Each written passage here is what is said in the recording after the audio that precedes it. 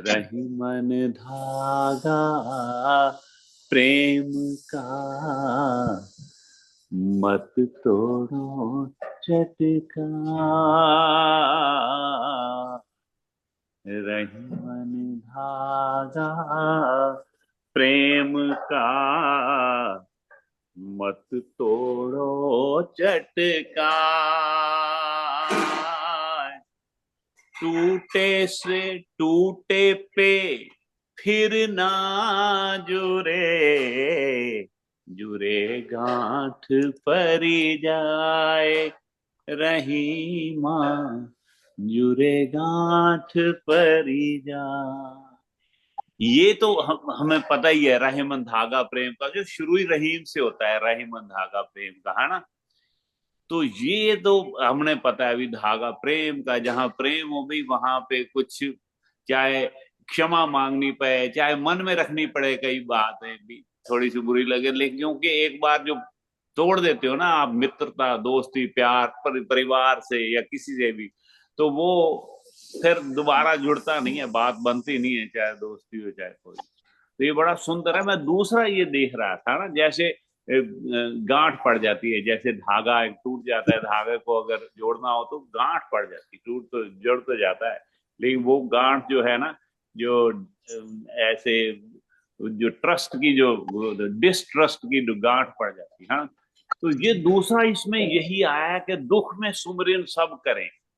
भाई कबीर साहब के दोहों में भी ये लिखा हुआ है और इसमें भी लिखा हुआ है, ये कमाल की बात है। मुझे भी ऐसा लग रहा था कल, जैसे ही मैंने कहा परसों, तो उनको कहते कबीर जी का है, मैंने कहा आपको क्या रहीम जी का लगता है? मुझे भी थोड़ा सा ऐसा लगा था, पर ये इसमें आ ही गया कि दुख में सुमिरन सब करें, सुख में करे ना को। दुख में सुमिरन सब करें, दुख में करे ना को।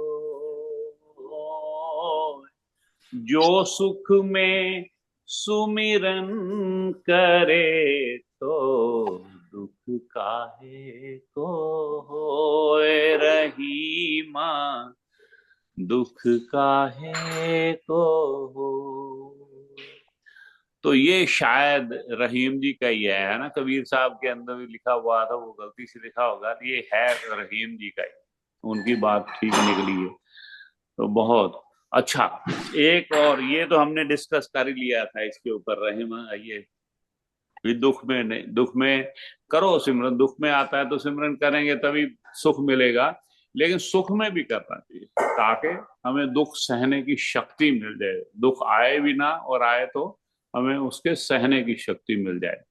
तो आगे वाला पढ़ते हैं, सिंह में बहुत सुंदर सुंदर है। रहीम रहीम जी बड़े, ये अकबर के टाइम पे थे, 9 रत्नों में से एक रत्न थे, शायद आपको पता होगा, रहीम जी, हाँ। तो इनको बड़ी इज्जत मान दी जाती थी। तो ये रहीम जी बड़े सुंदर, ये तलवार में भी बड़े माहिर थे और कलम में भी बड़े, ये बहुत कम होता है ना गुरु गोविंद सिंह की तरह, मतलब के संत सिपाही। लिखने में भी जप जी जाप साहब की इन्होंने वाणी की रचना की, और कितने ही मतलब के 10म ग्रंथ और लिखा गुरु गोविंद सिंह जी महाराज ने। और तलवार के तो आपको पता ही है, तेग बहादुर जी के बेटे, तो फिर तलवार का तो क्या कहना उनका। तो ये योद्धा भी थे, तो ये इनमें ये था, रहीम जी ऐसे थे। रहीम जी तलवार में भी कामयाब थे, क्यों इनको सूबेदार बनाया था अकबर ने, तो साथ में इनमें लिखने की भी बड़ी पावर थी। आगे पढ़ते हैं इनका, रहीम। हाँ जी, हाँ जी,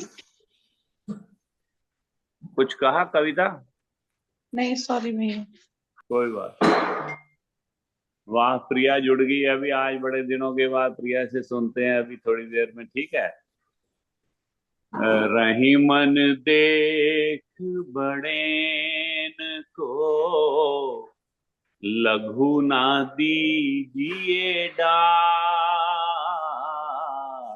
रहीमन देख बड़ेन को, लघु ना दीजिए डार। जहां काम आवे सुई, कहा करे तरवार रहीमा, कहा करे तरवार। तो ये इन्होंने कहा अभी छोटे को, बड़ों को मिल लिया, बड़ों से मित्रता होगी तो छोटों का तिरस्कार कर दिया, जो उनको निकाल दिया बाहर ही, वे छोटे बने वे तेरे से नहीं, ऐसा कभी नहीं करना। छोटों को भी, हर एक का अपना अपना काम होता है, हर एक के साथ जिसके साथ खास प्रेम हो, तो चाहे बचपन में मान लो आपके साथ कोई, जैसे सुदामा और कृष्ण का देख लो, ऐसे थोड़ा भी वो गरीब है तो उनका साथ छोड़, तुम छोटों को ऐसा निकाल नहीं देना है। कैसे? क्योंकि जहां सुई एक काम कर सकती ना, जो सुई का काम सुई करे, तलवार नहीं कर सकती। आपको कितने सुंदर सुंदर ये दोहे हैं इनके, बहुत सुंदर। वाह! एक नेक्स्ट एक और पढ़ के फिर हम सुनते हैं इनसे, जोगिंदर सिंह जी से या भारत भूषण जी से सुनते हैं, सुभाष जी से। रहीमन आंसुआ नयन ढर, जिय दुख प्रगट करे, रहीमन आंसुआ नयन ढरी, जिय दुख प्रगट करे, जाहि निकारो गेहते, कस ना भेद कह दे रहीमा, कस न भेद कह दे।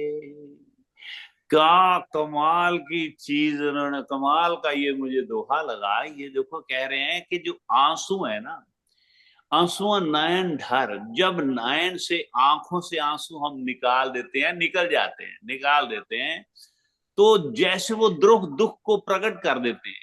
हमारा कष्ट है, कई बार तो प्रसन्नता को भी प्रकट करते हैं आंसू, आपको पता है ना, कि उन आंखों का हंसना भी क्या, जिन आंखों में पानी ना हो, वो जवानी जवानी नहीं, जिसकी कोई कहानी ना। आंसू प्रकट करते हैं प्रसन्नता को, है ना, सुख को भी, और साथ में जवानी, जैसे भगत सिंह जी की जवानी है, तो ये जवानी है जिसकी कहानी है भाई, कोई जिसने देश के लिए किया है। सभी ने, संतों महात्माओं ने या सुंदर जिन्होंने काम किए हैं, उनकी कहानियां हम याद करें ना, आगे किसी की गलत जो है।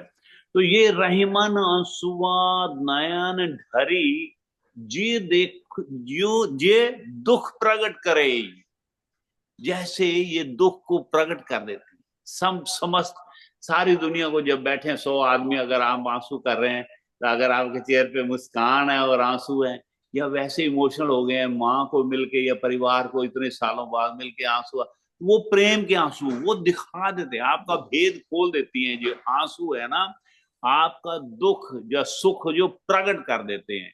वैसे ही अगर घर से किसी को निकालोगे, या अपने आप निकलेगा, आपका बच्चा या परिवार का कोई भी मेंबर या दोस्त को जिंदगी से निकालोगे, तो कसना भेद कहे भी, आपके घर का भेद क्यों नहीं बताएगा लोगों को? बताएगा ही बताएगा। जैसे विभीषण ने जो धक्का मारा, उसने, अब उसके भाई ने, रावण ने उसको लात से भी, जाओ निकल जाओ इससे, तो वहां से अपनी जो महफिल से निकाल दिया था उनको। तो जब राम जी के आए तो सारे भेद बता दिए उसने।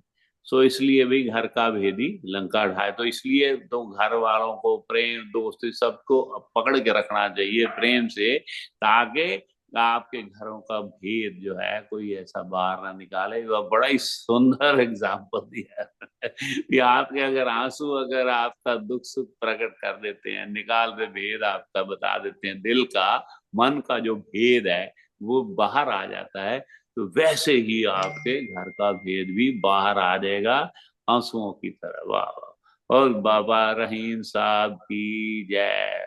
बहुत, रहीम जी को भाई बड़ा, मुझे इतना पता नहीं था, तो मैं उनके लिए, उनके बारे में थोड़ा सा पढ़ा है। तो एक खाना, खान खाना, खान खाना की एक टाइटल होता है, ऊंचा टाइटल होता है, जैसे, तो ये टाइटल दिया हुआ था अकबर ने। नवरत्नों में एक थे, तो रहीम जी इतने कितने माहिर थे तलवार में, ये भी मुझे नहीं पता। मुझे तो ये पता है कि लिखने वाले ने बहुत सुंदर, उनका प्रभु के साथ प्रेम है। जय जयकार, बहुत सुंदर रहते हैं ऐसे।